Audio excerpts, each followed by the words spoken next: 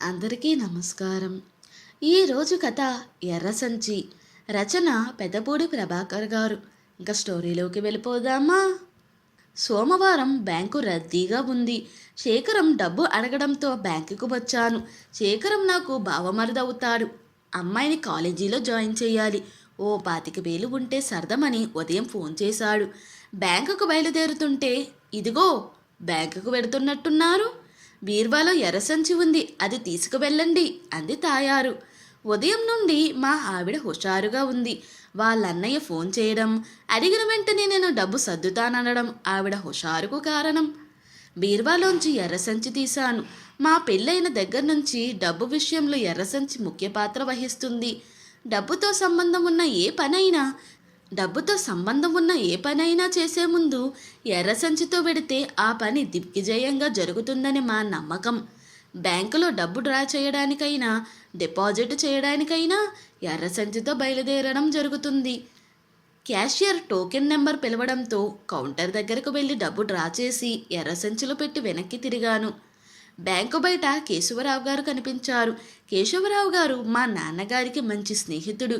ఇద్దరూ కలిసి చదువుకున్నారు. ఏడాది క్రిందట నాన్నగారు పోయారు. ఏం నాయనా, బాగున్నావా అని పలకరించారు.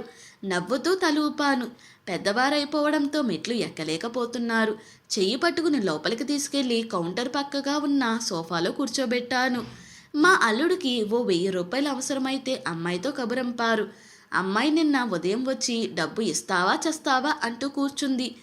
వయసు ముదిరినా మాటల్లో చలాకితనం పోలేదు అని మనసులో అనుకున్నాను. కేశవరావు గారు డబ్బు తీసుకునే వరకు ఆయనతోనే ఉన్నాను. 10 నిమిషాల్లో మిమ్మల్ని ఇంటి దగ్గర దిగబెట్టేసి నేను వెడతాను అన్నాను. ఇంతలో మా పక్కింట్లో మేడ మీద ఉండే బాబూరావు గారు కనిపించడంతో పలకరించడానికి వెళ్ళాను. బాబూరావు గారు నన్ను చూడగానే నవ్వుతూ 2 చేతులు పట్టుకుని మాట్లాడారు. మనిషి అన్నవాడు నవ్వకపోతే పాపం అన్నట్లు ఆయన ఎప్పుడూ చిరునవ్వు చిందిస్తూ ఉంటారు. సాయిబాబా భక్తుడు. కాలనీలో సాయిబాబా గుడి కట్టి 3 ఏళ్ళైన సందర్భంగా మిమ్మల్ని పిలిచాను. మీ ఇంట్లో వాళ్ళు వచ్చారు కానీ మీరు రాలేదు అన్నారు నవ్వుతూనే. నేను సమాధానం చెప్పేలోగా దొంగ దొంగ అన్న అరుపులు వినబడి వెనక్కి చూశాను. కేశవరావు గారు కింద పడి ఉన్నారు. ఆయన చేతిలో సంచి ఎవడో లాక్కుపోయాడు. బాబూ, నా సంచితో పాటు నన్ను పట్టుకోమనిచ్చిన నీ ఎర్ర సంచి కూడా పట్టుకుపోయాడు చెబుతూ నెత్తి నోరు బాదుకున్నారు కేశవరావు గారు. నేను నోరు తెరిచి 10 నిమిషాలు అలాగే ఉండిపోయాను. జనం మూగారు. లేడిలా పరిగెత్తుకుపోయాడు దొంగ వెధవ అన్నాడో పెద్ద మనిషి. వాడికి ఓ చెవి లేదండి అన్నాడో ప్రత్యక్ష సాక్షి. ఓ 10 నిమిషాలు మౌనం పాటించి కేశవరావు గారిని ఓదార్చి, నా మూలంగా మీ డబ్బు పోయింది కాబట్టి ఆ డబ్బు నేను ఇస్తాను, మీరు మరో విధంగా భావించవద్దు అని అతి కష్టం మీద కేశవరావు గారిని ఒప్పించాను. బలవంతంగా అంగీకరించారు ఆయన. రేపు మీకు డబ్బులిస్తాను అంటూ ఆయన్ని వాళ్ళ ఇంటి దగ్గర దిగబెట్టాను. ఇంటికి వచ్చాక తాయారుకు విషయం చెప్పాను. వెధవ, డబ్బు పోతే పోయింది, బంగారం లాంటి ఎర్రసంచి పోయింది అంటూ అరగంట సేపు లబోదిబోమంది. తాయారును ఓ 1/2 గంట సేపు ఓదార్చాను. కేశవరావు గారికి డబ్బిస్తానన్న విషయం మాత్రం చెప్పలేదు. బావమరిది శేఖరానికి ఫోన్ చేసి జరిగింది చెప్పాను. అంతా విన్నాక దొంగల గురించి అరగంట సేపు వాయించేశాడు. మరుసటి రోజు ఉదయమే వాకింగ్కు పార్కుకు బయలుదేరాను. పార్కుకి ఆనుకుని ఉన్న కేశవరావు గారి ఇంటి ముందు 2-3 హడావిడిగా తిరుగుతున్నారు. కేశవరావు గారు ఉన్నారా? బయటకు వచ్చిన అతన్ని అడిగాను. లేదు, నిన్న రాత్రి పోయారండి అని సమాధానం చెబుతూనే ఎవరో తరుముతున్నట్లు వెళ్ళిపోయాడు. నేను ఆశ్చర్యంతో నోరు తెరిచాను. గబగబా లోనికి వెళ్ళాను. ఓ మాదిరి బలంగా ఉన్న మనిషి ఇంటి గోడకు జారబడితే పునాదులతో సహా లేచిపోయేలా ఉంది. బేదరికానికి చిరునామాలా, తాతల నాటి చిల్లులు పడ్డ గొడుగులా ఉంది ఆ ఇల్లు. గుమ్మం దగ్గరే కేశవరావు గారిని పడుకోబెట్టారు. పక్కనే భార్య కాబోలు. ఏడ్చి ఓపిక లేక నీరసంగా కూర్చున్నారు. దగ్గరగా వెళ్ళి నమస్కారం పెట్టాను. జీవితంలో పడ్డ బాధలన్నీ పొట్లం కట్టినట్లుగా ఉంది ముడతలు పడ్డ ఆవిడ ముఖం. బాల్యం నుంచి తన సొంత ఆస్తిలో ఉన్న నుదిటి బొట్టు చెమటకు జారి కన్నీటిలో కలిసిపోయి ఎర్రటి కన్నీరై జారిపోతుంది. ఏదో చెప్పవలసి ఉండి అన్నట్లుగా కేశవరావు గారి పెదాలు సగం తెరిచి ఉన్నాయి. అప్రయత్నంగా నా కళ్ళ వెంట 2 కన్నీటి చుక్కలు జారాయి. నమస్తే సార్, ఆయన మా నాన్నగారండి, మీరు అంటూ నెసుగాడు ఓ 25 ఏళ్ళ అతను. నేను నా వివరాలు చెప్పాను. నన్ను దొంగాడు అంటారు.